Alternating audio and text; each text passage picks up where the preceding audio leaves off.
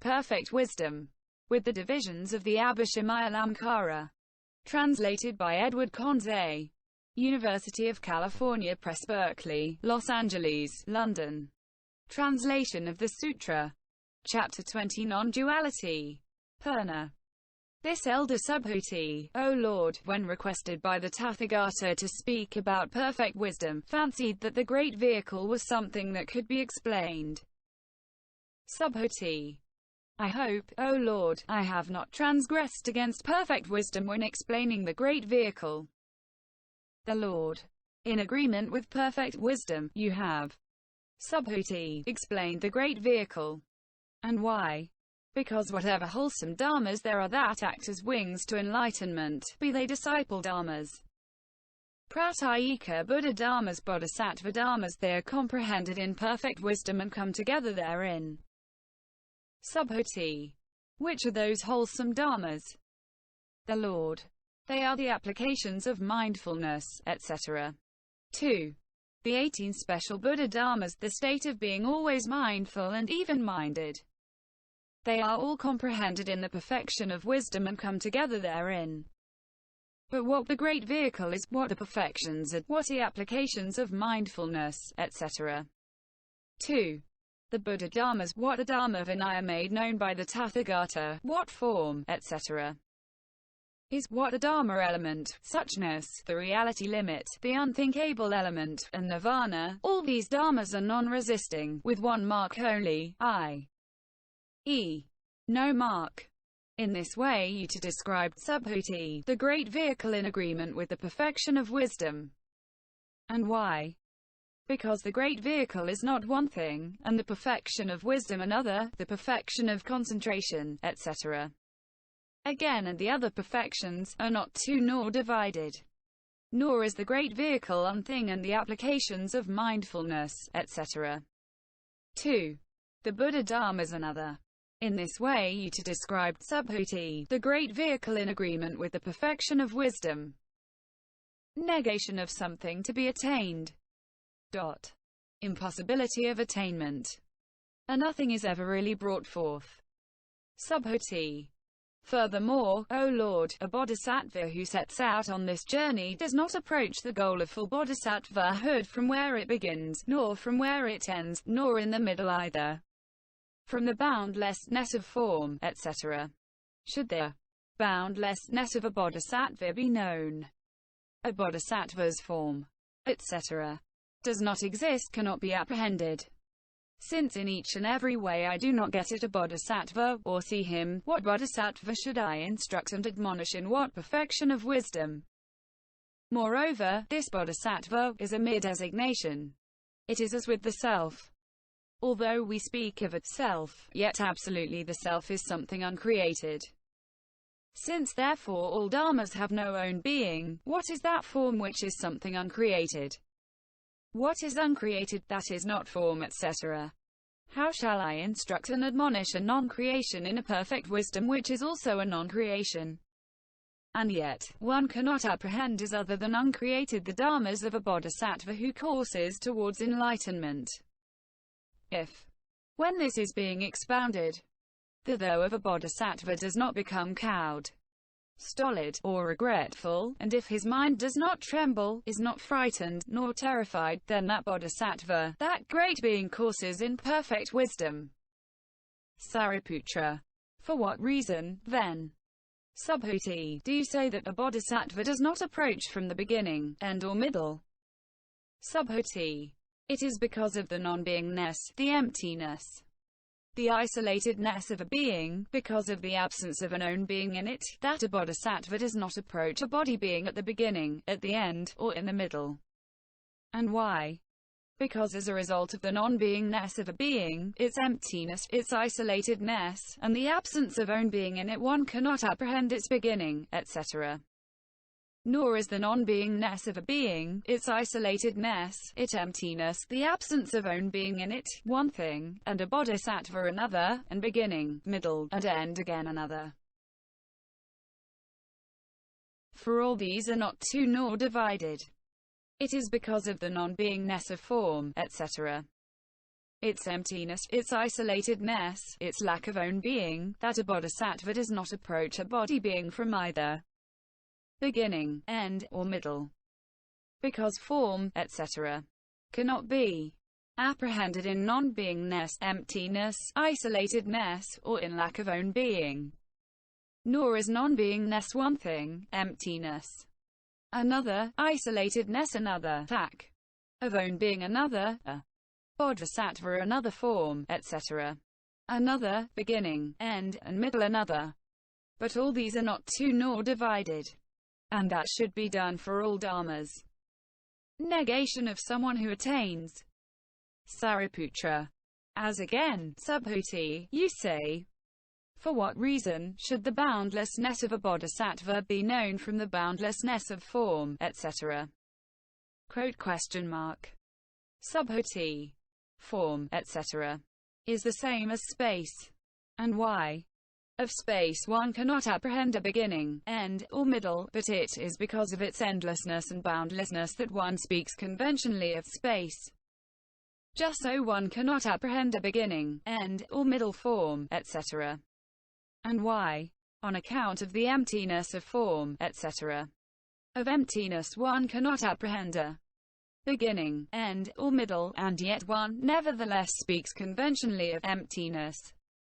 And so for all dharmas. It is by this method that the boundlessness of a bodhisattva should be known from the boundlessness of form, etc. Sariputra. For what reason do you say that a bodhisattva's form does not exist, cannot apprehended? Subhuti. Form, etc., is empty of form, etc. And why? Because in emptiness form, etc., as well as the bodhisattva, does not exist and cannot be found. And so for all dharmas. The disciple is empty of discipleship, the pratyekabuddha of pratyekabuddha-hood, the tathagata of tathagata-hood. And why? For in emptiness the tathagata does not exist, nor does a bodhisattva. It is in this way that a bodhisattva's form, etc., does not exist, cannot be apprehended. Sariputra. For what reason do you say that, since in each and every way I do not get at a bodhisattva, or see him, what bodhisattva should I instruct and admonish in what perfect wisdom? Subhuti. In form, to form cannot exist or be apprehended. In feeling, form cannot exist or be apprehended. Nor can feeling in feeling. Feeling in form, to form, and feeling in perception, perception in perception, perception in form, perception in feeling, to form in feeling and perception, and impulses, impulses in impulses. Impulses in form and feeling and perception, consciousness in form and feeling and perception and impulses. And so for the other dharmas. In bodhisattvahood the bodhisattva cannot exist or be apprehended, nor can the tathagata in tathagatahood, the perfection of wisdom in the perfection of wisdom, the perfection of wisdom in the instruction and admonition, or the instruction and admonition in the perfection of wisdom. It is thus because all dharmas do not exist and are baseless, that the bodhisattva does not exist and cannot apprehended. Negation of both object and subject of attainment. Sariputra. For what reason, Subhuti, do you say that the bodhisattva is a mere designation? And why do you say that the word bodhisattva has been added on as an adventitious designation? Subhuti. Because words do not come from anywhere in the 10 directions, nor do they go to anywhere, nor do they stand anywhere. And that holds good of the words applied to all dharmas and also those applied to the bodhisattvas. For form, etc., are adventitious designations, and what is a designation that is not actually form, etc.? And why? For words are empty of the own being of words, and what is empty, that is not a word. It is for this reason that the word bodhisattva is said to be a mere designation. Sariputra. For what reason, Subhuti, do you say that, although we speak of itself, yet absolutely the self is something uncreated? Subhuti. Absolutely a self does not exist. How then could its real creation take place? And that is true also of the synonyms of self, like being, soul, etc. And also of form, etc. and all dharmas. Sariputra. For what reason has the then Subhuti said that all dharmas have no own being? Subhuti. Because an own being acting in causal connection does not exist. Sariputra. Of what is there no own being acting in causal connection? Subhuti. Of form, etc. By this method all dharmas are without own being. Moreover, Sariputra, all dharmas are impermanent but not because something has disappeared. Sariputra. Which are those all dharmas which are impermanent but not because something has disappeared? Subhuti. Form, etc. is impermanent but not because something has disappeared. And why? For what is impermanent that is non-existence and extinction? Likewise all dharmas are ill, not self-calm, empty, signless, wishless, but not because something has disappeared. They are wholesome, faultless, without outflows, undefiled, supramundane, non-purified, unconditioned. And why? Because the unconditioned is non-existence and extinction. By this method all dharmas are without own being, but not by the disappearance of anything. Moreover, Sariputra, all dharmas are neither unmoved nor destroyed. Sariputra. For what reason? Subhuti. Form, etc. is neither unmoved nor destroyed. And why? Such is its essential original nature. The same is true of all that is wholesome or unwholesome, faulty or faultless, with or without outflows, defiled or undefiled, worldly or supramundane, conditioned or unconditioned, defilement or purification, samsara or nirvana. By this method all dharmas have no own being. Sariputra. For what reason, Subhuti, have you said that form, etc. is not brought about? Subhuti. Form, etc. is not a really created thing. And why? Because there is no agent who could bring them about, nor can such an agent be apprehended. Sariputra. For what reason, Subhuti, is that which is uncreated not form, etc.? Subhuti. Because form, etc. is empty in its essential nature. And what is empty in its essential nature? Of that there is no production or passing away, and in consequence also no alteration can be conceived of it. Sariputra. For what reason, Subhuti, do you say, how shall I instruct and admonish a non-creation in a perfect wisdom which is also a non-creation? Subhuti. Because, as a non-creation, so is perfect wisdom, and what is perfect wisdom that is a non-creation? Perfect wisdom and a non-creation are therefore not two, not divided. Sariputra. For what reason can one not apprehend as other the non-created the dharmas of a bodhisattva who courses towards enlightenment? Subhuti. Because a bodhisattva, who courses in perfect wisdom, does not review a non-creation as one thing, and a bodhisattva as another. A bodhisattva and a non-creation are not two nor divided. Nor does he review form, etc. as other than a non-creation. For a non-creation, and form, etc. are not two nor divided. Sariputra.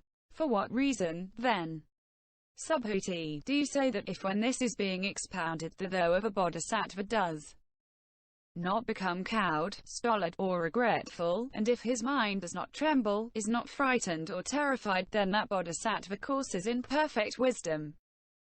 Subhuti. Because there a bodhisattva reviews all dharmas as without inward striving. As similar to a moksha, a dream, a mirage, an echo, an image, a reflection of the moon in the water, a magical creation, a village of the Gandharvas. Non-duality. At the time when a bodhisattva, who courses in perfect wisdom, investigates those dharmas, at that time he does not approach form, etc. Does not grasp at it, does not take his stand on it, does not settle down in it, does not make it known as form, etc. Is that? For a bodhisattva, who courses in perfect wisdom, does not review form, etc. And why? Because the non-production of form, etc. is not form, etc. Form, etc. and non-production are not two nor divided.